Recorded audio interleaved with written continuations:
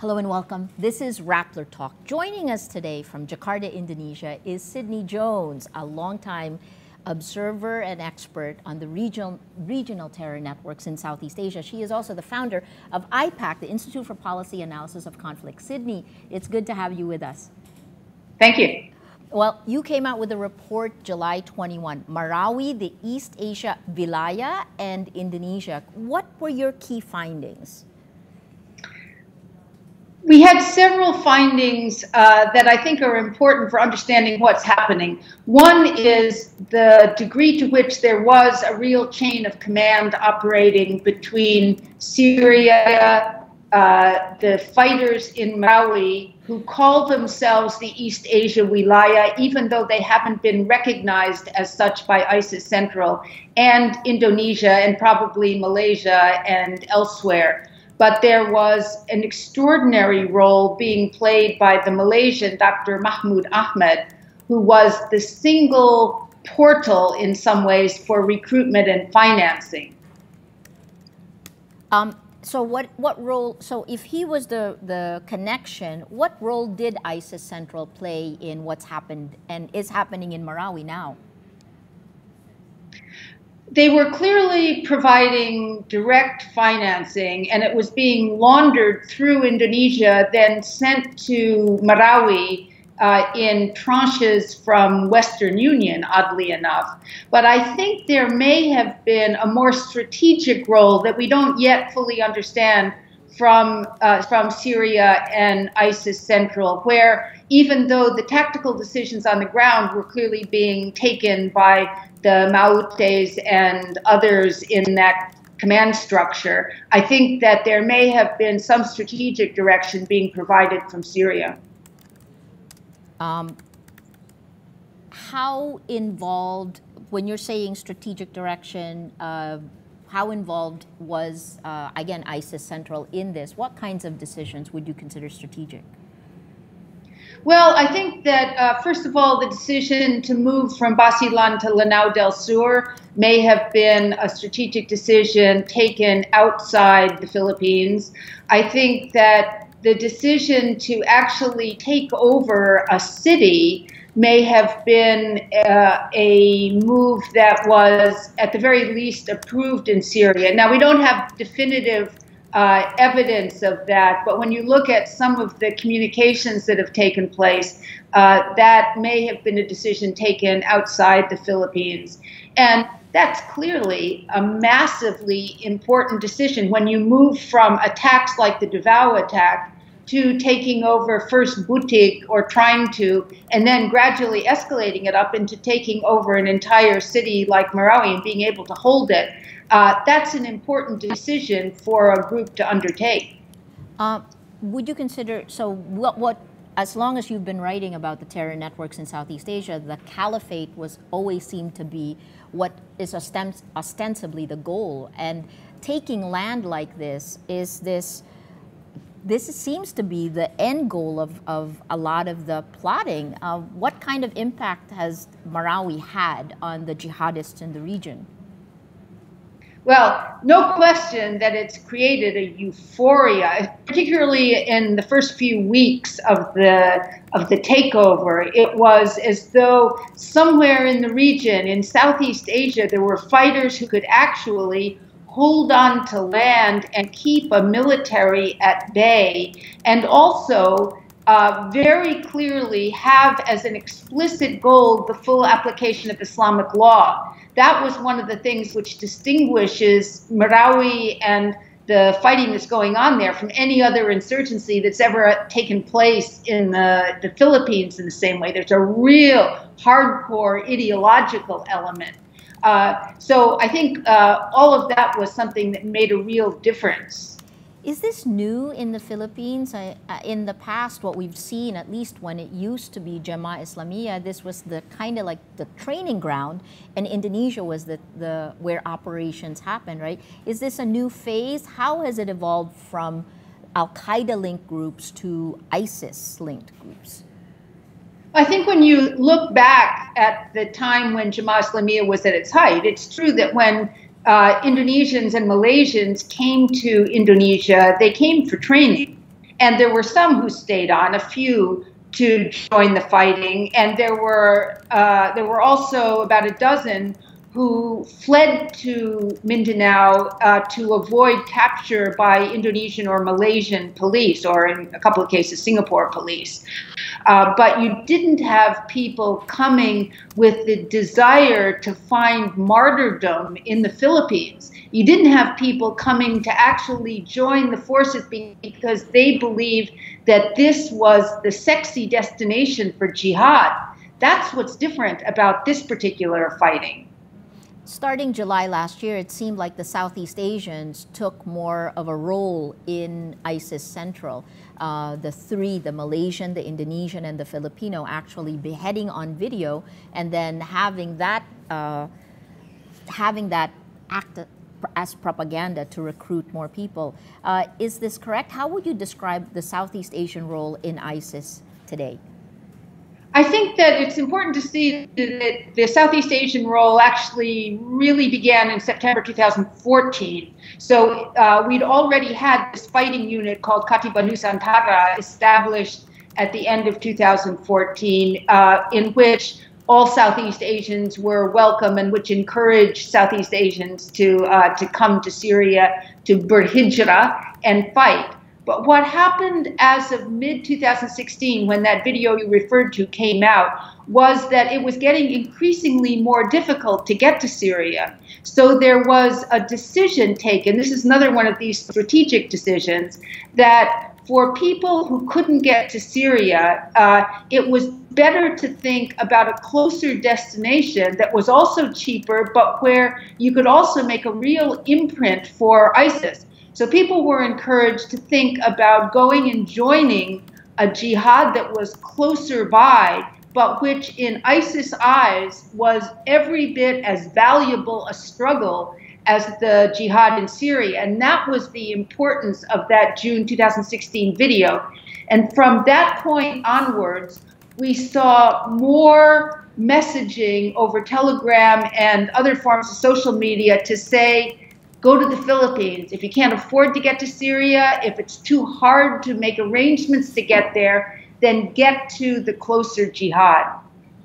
What role did social media play in all of this, in putting the network together? I think social media was extremely important. I think that Telegram in particular played a huge role. But I think that there were also person-to-person contacts and bonds that had been established before the social media kicked in. I think one of the interesting things in particular are the Southeast Asians who appear in that June 2016 video, a Malaysian, an Indonesian, and a Filipino, each of whom had established bonds in the other countries of the region, mostly by virtue of having been in prison together at some point in time. And through that prison experience, they had established bonds more extensively throughout the region. And social media could then be used to reinforce that. But I think there was also widespread dissemination of propaganda that Southeast Asians were very heavily involved in, mostly through Twitter and Facebook at first, and then more and more through Telegram. How much of what ISIS says and of the Southeast Asians should we believe? I think that we can believe the propaganda coming out of Marawi about as much as we can believe some of the government statements. I think that everybody is spinning it for as much as they can. I don't think we have any idea really how many fighters are left. I don't think we have any real idea how many people have been killed. We've got numbers, but it's not clear how valid they are. Foreign fighters, I don't think anybody has a clue. And I think one of the things that needs to be done is to vastly upgrade the kind of bases on which, and the kind of research on which some of this statistical data is being produced. How would you define the threat today in the Philippines and to the region?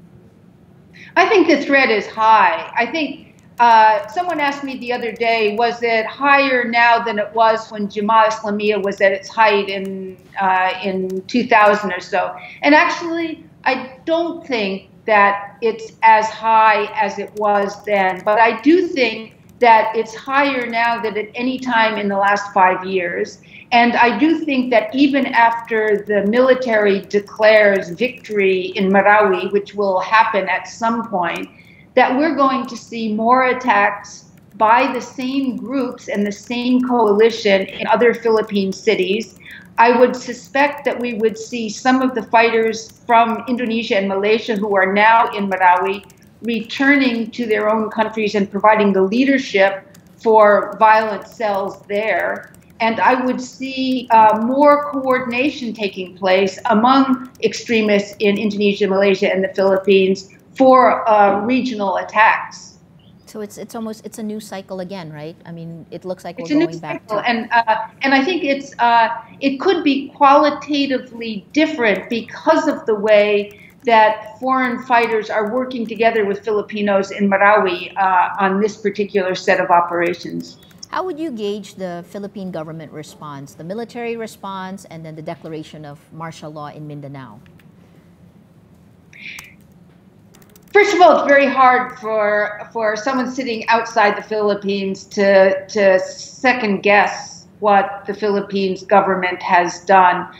I think that it's a question, though, about how effective airstrikes have been. I think one of the things that needs to be done when everything is finished in Marawi is to do a real assessment. I think the armed forces and maybe independent outsiders need to look at the tactics used and do an assessment of whether things could have been done differently.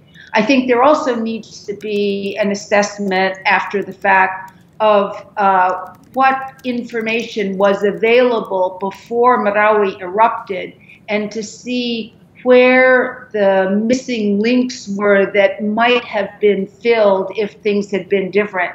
I think in some ways there was such a focus on military operations to crush Abu Sayyaf that the fact that there was a coalition that was qualitatively different than the kidnappers for ransom was missed. Last year, President Duterte was the first Philippine leader to actually say that there was an ISIS threat, right? He said that definitively. And then in January of this year, Malaysia said that it foiled a cell that was funneling fighters from Sabah to Marawi in that area. It seemed like we saw this coming, and yet the ability to actually take a city of 200,000 people. Was this a surprise to you? Yes, I mean, I didn't predict that that they would be able to take a city, even though I was worried about what I saw as a coalition, a pro-ISIS coalition building up that had Indonesian and Malaysian elements, but I had no idea that they would be able to take and hold a city. I think there was a series of steps that was taken in the lead up to Marawi that was indicative of the fact that many in the region were aware of the fact that there was interest in extremists in Indonesia and Malaysia in going to the Philippines, but we thought it was to train and to purchase weapons, not necessarily to join a specific operation to take over the city. It was clear, however, from the telegram conversations and from ISIS Central itself that there was direct encouragement that was increasing in tone to have people leave from the region and join the jihad rather than go to Syria. So we saw statements and exhortations from June 2016 steadily rising to the point where by May, like the second week in May, so only weeks before Marawi erupted, the appeals to extremists in the region to go and join our Philippine brothers, those kinds of statements were taking on a new intensity. And now in retrospect, we can see why. Yeah. Again, with the Malaysian, that seemed something that we'd be able, our authorities would be able to see. How would you gauge cooperation between the Southeast Asian nations in terms of terrorism? Indonesia, Malaysia, Singapore, the Philippines. You've been writing about this since 2000, since the terror networks. Where are we in terms of regional cooperation? I think there's still some lapses, but I should say your immigration officials have done a really good job. And if they hadn't been on the ball, and if they hadn't been working with information provided by some of their regional colleagues, there would be a dozen, 24 more foreign fighters than there are now in Marawi. Yes. So, good job to them. But I think that there's still real deep distrust between the Philippines and Malaysia. I think that impedes information sharing. I think there's not enough knowledge around the region of each other's extremist movements. And if you don't understand the other's extremist networks, you don't know what networks to follow necessarily in your own country. So it becomes really critical to have good, up-to-date information in Malaysia on the groups in Indonesia, in Malaysia on the groups in the Philippines on groups in Indonesia, and so on. And I think what we need maybe is to have a series of kind of emergency short courses for police investigators and intelligence and other officials, maybe foreign ministry officials, so that they can really appreciate the complexity of the networks and the transnational links. You did mention, you did a hat tip to the immigration officials in the Philippines in your report 2 or 3 times where they turned them away. In the past, we had always assumed that terrorism in the Philippines was driven largely by poverty, not ideology the way it was in Indonesia. Is that still correct, or has that already changed? I think the problem with assuming that poverty is the root cause is that if that were the case, the entire island of Mindanao would be up in arms. So it doesn't explain anything. It doesn't explain why certain people join radical movements and other people from the same village with the same socioeconomic status don't. Yeah. And one of the things that was done in Indonesia that I think could be very usefully done in the Philippines is to actually...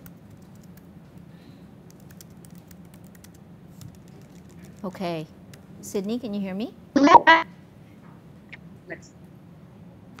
Sorry, you're breaking. And I think that will give you databases, that will give you the basis to understand how radicalization takes place and then develop the interventions for addressing it. But it's got to be evidence-based. It can't be based on assumptions that it's poverty or injustice or any of these big issues writ large. Sorry, you were frozen for a little bit. Can I ask you to just repeat the part where you said that what was done in Indonesia that could be useful in the Philippines, and then you actually froze on our end. Could you just repeat that again? So in Indonesia, there was a research initiative to actually ask the prisoners who'd been convicted of terrorism what made them join a radical movement. What made them decide to throw their lot in with a particular group? And sometimes it was peer pressure, and sometimes it was family, and sometimes it was a desire for community. But if you don't understand the reasons that individuals join, you won't be able to come up with a counter-radicalization plan that's effective. And I think that's what the Philippines needs to put together, is a good research project looking at the people who've been arrested maybe since martial law was declared. Fantastic. In your report, you talked a lot about Barumsha, the Indonesians who are in Syria. What do you know about Filipinos who have gone to Syria? I mean, at this point, authorities here and Interpol have only released one person's name, the guy who was on the video. What do you know about the Filipinos? Are there, in terms of numbers? We don't know anything. See, that's the really interesting thing. We have these other Southeast Asians playing a very important role in Syria and Iraq, and clearly with direct ties to the top of the ISIS leadership. But we don't know of other Filipinos. Maybe there are 5 or 6 that have also appeared in videos but haven't been identified by name. But that's the special characteristic of the pro-ISIS cells in the Philippines, is that they concentrated all their effort at home, not on getting to Syria. And that's what makes the Philippine effort different and in some ways more powerful than Indonesia or Malaysia, that they actually wanted to establish a structure and a state in the Philippines. And that has invigorated, inspired others, at least from what you wrote on Telegram. Last question is your best and your worst case scenarios given where we are today. The best case scenario is that in relatively short order, the final fighters are either caught or arrested in Marawi, and very quickly a process of reconstruction can begin.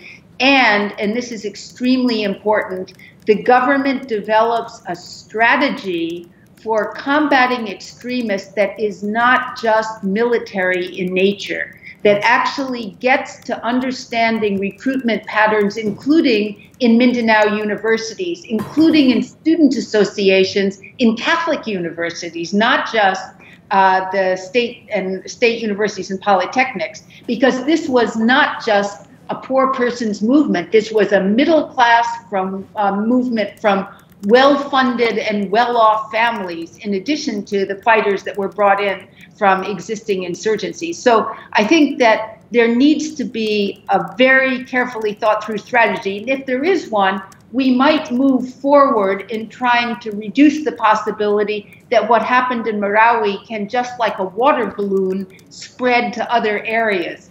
That's the worst case scenario, that even after Marawi is declared taken over by the military and back under government control, that in fact the fighters will disperse to other areas, recruit more on the basis of the ideological appeal of ISIS, which could be even stronger given what's happening in the Middle East and the setbacks there, and then develop even more of a regional base, especially perhaps as fighters return from Syria. Wow. Okay.